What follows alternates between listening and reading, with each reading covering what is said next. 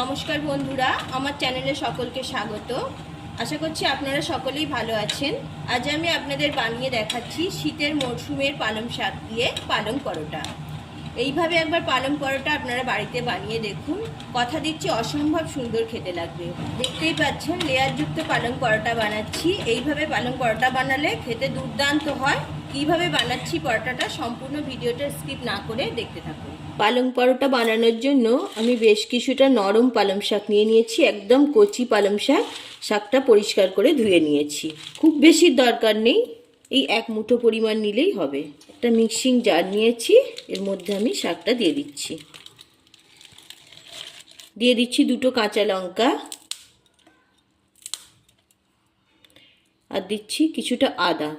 আদাটা আমি পাতলা করে কেটে নিয়েছি যাতে ভালো পেস্ট হয়।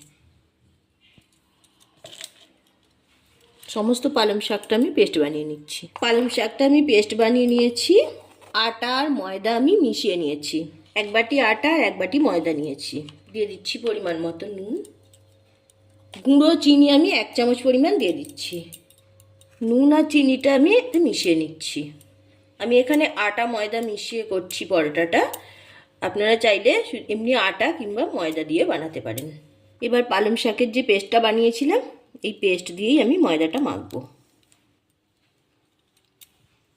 চেষ্টা করবেন পুরোটা শাকের পেস্ট দিয়ে মাখতে। যদি প্রয়োজন পড়ে তো ঠান্ডা জল দেবেন না, হালকা গরম জল দিতে পারেন। ময়দাটা একটু নরম করেই মাখতে হবে। আমি সমস্ত পেস্ট দিয়ে দিয়েছি, দিয়ে একটু ভালোভাবে মাখিয়ে নিচ্ছি। এখন চটচটে ভাব আছে। এবার আমি একটু তেল দেব। অল্প অল্প করে সাদা তেল দিয়ে মাখিয়ে নেবো। একটা সফট ডো তৈরি করে নিচ্ছি। দেখুন অল্প অল্প করে তেল দিয়ে দিয়ে ময়দাটা ভালোভাবে মেখে নিয়েছি। একদম সফট করে মাখতে হবে। দেখতেই পাচ্ছেন কতটা সফট হয়েছে। আর তেলটা দেওয়ার ফলে হাতেও আর একটুও জড়াচ্ছে না। সফট ডো বানিয়ে নিয়েছি। আরও কিছুটা সাদা তেল মাখিয়ে আমি ঢাকনা দিয়ে 10 মিনিটের জন্য রেখে দিচ্ছি। বেশিক্ষণ রেস্টে রাখার দরকার নেই, 10 মিনিট রাখলেই যথেষ্ট। 10 মিনিট পরে ফিরে এলাম। ঢাকনাটা খুলে নিয়েছি। দেখুন ময়দাটা সুন্দরভাবে সেট হয়ে গেছে। এবার আরও একটু মাখিয়ে নিয়ে লেচি কেটে নিচ্ছি। আমি এই রকম সাইজ করে লেচিটা কেটে নিচ্ছি। ঠিক নর্মাল পরোটার মতোই লেচিটা কাটছি। সবগুলো লেচি কেটে নিয়েছি। এবার আমি বেলনের মধ্যে একটু তেল মাখিয়ে নিচ্ছি।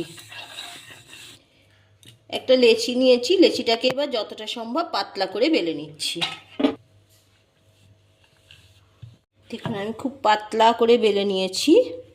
এবার সাদা তেল একটু ছড়িয়ে দেব। সাদা তেলটা খুব ভালোভাবে পরোটার ওপর মাখিয়ে নিতে হবে। কর্নফ্লাওয়ার নিয়েছি, কর্নফ্লাওয়ারটাও মাখিয়ে নেব।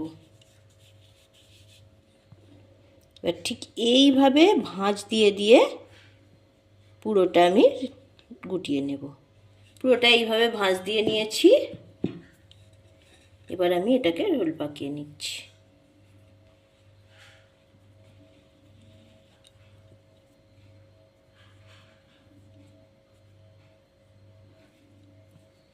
পরোটাটা বেলে নিয়েছি। এবার দিয়ে দিলাম সাদা তেল। কর্নফ্লাওয়ার মাখিয়ে নিচ্ছি। কর্নফ্লাওয়ারটাও পুরোটা মাখিয়ে দিয়েছি। এবার এইভাবে আমি পাট পাট করে ভাঁজ দিয়ে নেব।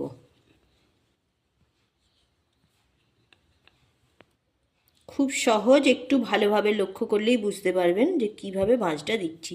এইভাবে যদি পালং পরোটাটা বানানো যায় না, খুব সুন্দর টেস্ট আর লেয়ারযুক্ত হয়, আর খেতেও অপূর্ব লাগে।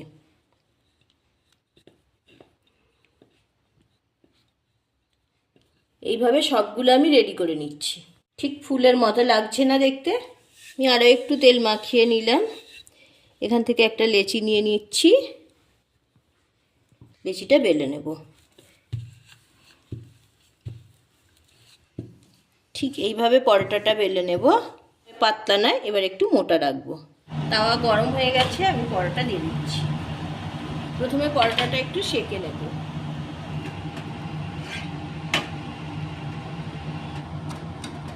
পরোটাটা উল্টে পাল্টে সেঁকে নিয়েছি। এবার দিয়ে দিচ্ছি কিছুটা সাদা তেল। এবার পরোটাটা ভেজে নিচ্ছি। ফুলে উঠছে পরোটাটা।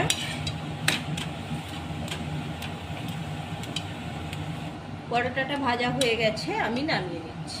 এবার এই পরোটাটাই গরম অবস্থাতেই আমি একটু এইভাবে করে ভেঙে নেব। দেখুন কত সুন্দর লেয়ারগুলো ছেড়ে যাচ্ছে।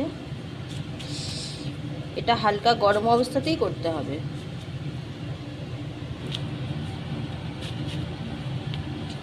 পরোটার লেয়ারগুলো কতটা সুন্দর হয়েছে দেখুন। এইভাবে সবগুলো পরোটা আমি তৈরি করে নিচ্ছি। পরোটাটা বেলছি, লেয়ারগুলো পরিষ্কার বোঝা যাচ্ছে। এই রকম মোটা রাখতে হবে। উল্টে দিচ্ছি পরোটাটা, এইভাবে উল্টে পাল্টে সেঁকে নেব। সেঁকা হয়ে গেছে, এবার একটু তেল দিয়ে দিচ্ছি। খুব বেশি তেল দিয়ে ভাজবো না, অল্প তেল দিয়েই পরোটাগুলো ভাজছি।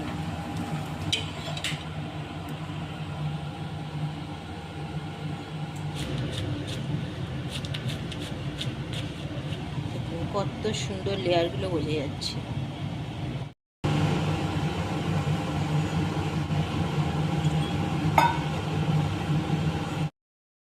সবগুলো পরোটা বানানো হয়ে গেছে। দেখুন কত সুন্দর লেয়ারযুক্ত হয়েছে পরোটাগুলো, দেখতেই পাচ্ছেন। আমি একটা ছিঁড়ে দেখাচ্ছি। আর এই পরোটাগুলো নরম তুলতুলে হয়, অনেকক্ষণ পর্যন্ত রেখে আপনারা খেতে পারবেন। 2-3 ঘন্টা পরে খেলেও ঠিক এই রকমই সফট থাকবে। এইভাবে আপনারাও একবার বাড়িতে বানিয়ে দেখুন, আশা করছি আপনাদেরও ঠিক এই রকমই হবে। আমি একটা প্লেটের মধ্যে সার্ভ করে দিচ্ছি। আমি এখানে আলু ভাজা দিয়ে পরোটাটা সার্ভ করলাম। আপনারা যে কোনো তরকারির সাথে এই পরোটাটা খেতে পারেন। রেসিপি ভালো লাগলে লাইক শেয়ার করতে ভুলবেন না। আর চ্যানেলটি সাবস্ক্রাইব করে পাশে থাকবেন, পাশে থাকা বেল আইকন প্রেস করবেন। আজ এই পর্যন্ত। ভালো থাকবেন, সুস্থ থাকবেন। আবারও দেখা হচ্ছে পরবর্তী এপিসোডে।